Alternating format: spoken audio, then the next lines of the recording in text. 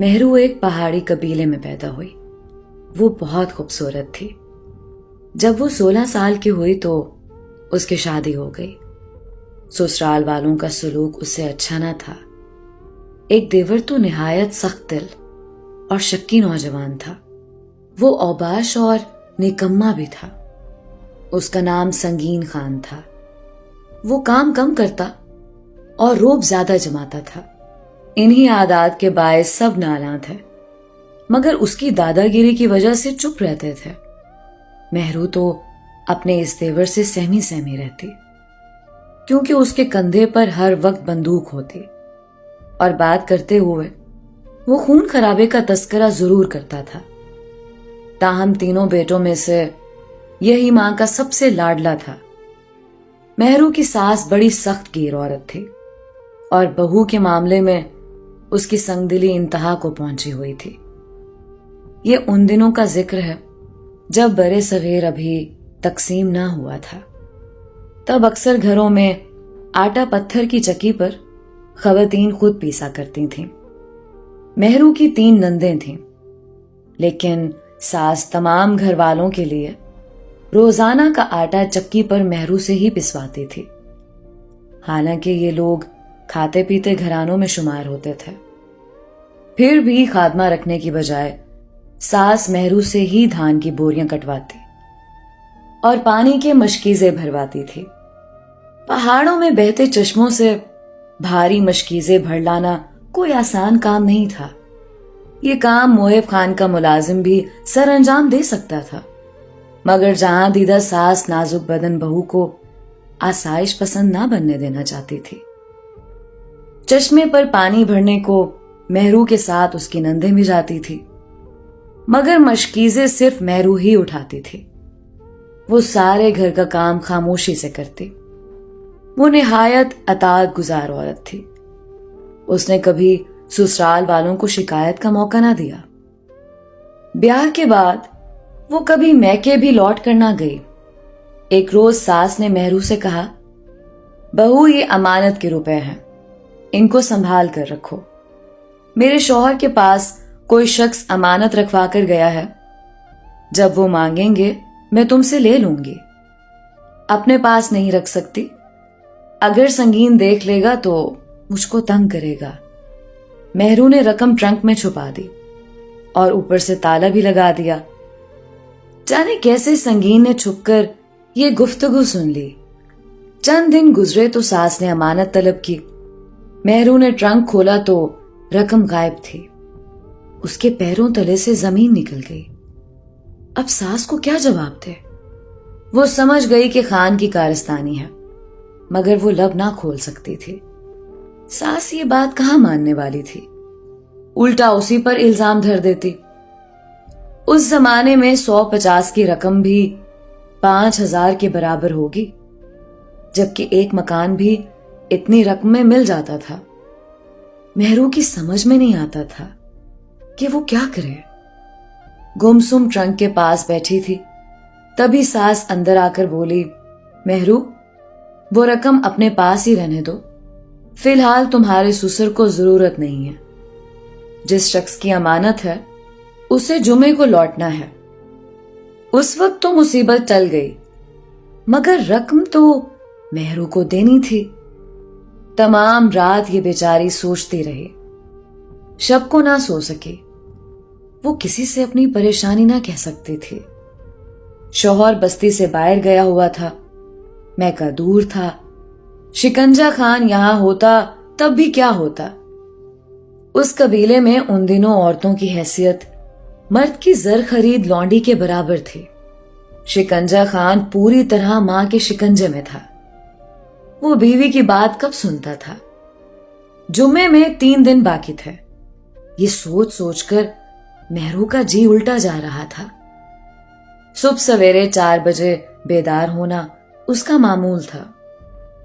روزانہ کے لیے آٹا چکی پر پیسنا ہوتا تھا. آج بھی چکی پیستے ہوئے سوچ کی لپٹوں پر سلگتی رہی. دروازے پر دستک ہوئی. گھر کا ملازم بخت آیا تھا، جس کا سارا خاندان اس کے سسر موہب خان کا نمک خوار تھا اور یہ سلسلہ پشتوں سے چلا آ رہا تھا۔ ایسے چاکروں کا سلسلہ غلامی اعتبار کی زنجیروں سے بندھا ہوتا تھا۔ بہو بیٹیاں گھر کی چار دیواری کے اندر سے ان کو کام بتا سکتی تھیں، ملازم گھر کے اندر قدم نہیں رکھ سکتے تھے۔ بخت کی دستک سن کر مہرو نے چکی کا پھیرا ٹھہرایا اور مشکیزے کو کمر سے اتار کر زمین پر رکھ دیا۔ وہ کھلی کی بھیگی پرات اٹھا کر ڈیوڑی کے پاس لے گئی اور بولی، بخت، جانوروں کو چارہ ڈال دے، پر ذرا ٹھہر کر میری بات سن لے۔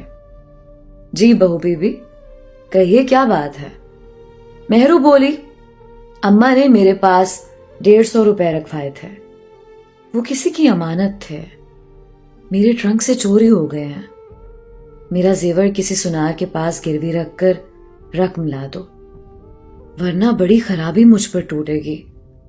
ابھی وہ اتنی بات ہی کر پائی تھی کہ کھٹکا ہوا۔ وہ جلدی سے ڈیوڑی سے ہٹتی ہوئی بولی، اچھا بخت، اب تم جاؤ، میں کل صبح تڑکے سے پہلے زیور تمہارے حجرے میں پہنچا دوں گی۔ ملازم چلا گیا۔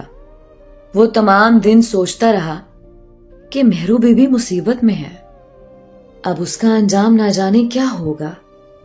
رات ہی بہو نے پوٹلی بنا کر زیورات گندم کے ڈھیر میں چھپا دیے تھے۔ یہ زیورات اس کی ماں نے اسے دیے تھے، وہ ان کی بلا شرکت غیر مالک تھے۔ رات کے چوتھے پہر وہ اٹھ گئی۔ اس نے زیور کی پوٹلی گندم کی ڈھیری سے نکالی اور در کھول بخت کی کوٹھڑی کو چل دی۔ دروازے سے اس کے حجرے کا فاصلہ 40 قدم ہوگا۔ گھر کی دیوار کے ساتھ یہ چھوٹا سا کمرہ باہر کی جانب بنا ہوا تھا، جس کی چھت گھر کی 4 دیواری سے نیچی تھی۔ ساتھ ہی اس سے متصل جانوروں کا باڑا تھا۔ دیا بجھا ہوا تھا، لیکن صبح کا مکھڑا رات کے گھونگھٹ سے جھلکنے والا تھا۔ تبھی رات کا رنگ پھیکا پڑتا جا رہا تھا۔ بخت جاگ رہا تھا۔ مہرو نے ہلکے سے در بجایا اور بخت نے اس سے زیور کی پوٹلی لے لی۔ جب میرا بھائی آئے گا، روپے اس سے لے کر زیور چھڑوا لوں گی، مگر دھیان رکھنا اس بات کی کسی کو کانوں کان خبر نہ ہو۔ وہ جتنی تیزی سے آئی تھی اتنی ہی تیزی سے پلٹ گئی، لیکن ابھی گھر کی دہلیز پر قدم رکھنے نہ پائی تھی کہ سنگین خان نے اس کو للکارا، رک جاؤ مہرو، تم بخت کے حجرے سے آ رہی ہو نا؟ سنگین کی آواز سنی تو اس کے بدن میں سنسنی دوڑ گئی۔ قدم زمین نے جکڑ لیے اور وہ جیسے پتھر کی ہو گئی۔ تبھی وہ گھوڑی سے اتر آیا اور بولا، بے غیرت، ہمارا بھائی گھر میں نہیں ہے تو کیا ہوا؟ ہم تو تجھے دیکھ سکتے ہیں۔ یہ سنتے ہی مہرو نے ہمت جمع کی اور تیزی سے گھر کے اندر چلی گئی، مگر سنگین خان جو اس وقت نہ جانے کدھر سے آ رہا تھا، بندوق تان کر خادم کے سر پر جا پہنچا۔ بخت بیچارہ جھولی میں مہرو کے زیور رکھے نہ جانے کن سوچوں میں گم تھا۔ وہ یہ زیور اپنے دوپٹے میں باندھ کر لائی تھی اور دوپٹہ اب نوکر کی گود میں پھیلا ہوا تھا۔ سنگین نے اس کا گریبان پکڑ کر اسے کھڑا کیا تو زیور اور دوپٹہ زمین پر گر گئے۔ دوپٹہ اٹھا کر سنگین نے زیور دوبارہ اس میں ڈال لیے اور بخت کو دھکا دے کر بولا، نمک حرام، تیری یہ مجال؟ پھر اس پر لاتوں اور مکوں کی بارش کرتے ہوئے کہنے لگا، ابھی تجھے بندوق سے ہلاک کر ڈالتا، لیکن اس کا فیصلہ بھائی کے ہاتھ ہونا چاہیے۔ اس وقت تک اس کوٹھڑی میں تو موت کا انتظار کر، جب تک بھائی لوٹ کر گھر نہیں آ جاتا۔ یہ کہہ کر اس نے حجرے کے دروازے پر لگی لوہے کی زنجیر والی کنڈی باہر سے چڑھا کر تالا لگا دیا۔ ادھر مہرو جان چکی تھی کہ اب اس کی موت یقینی ہے۔ نوکر کی کٹیا میں قدم رکھ کر اس نے جو فاش غلطی کی تھی اس کی سزا اسے ملنی تھی۔ دیور نے اس پر بدکاری کا الزام لگا ہی دینا تھا، کیونکہ اس گھرانے کی عورتیں منہ اندھیرے یوں ہی گھر سے باہر قدم نہیں نکالتی تھیں۔ یہ بات بہو کو اچھی طرح معلوم تھی۔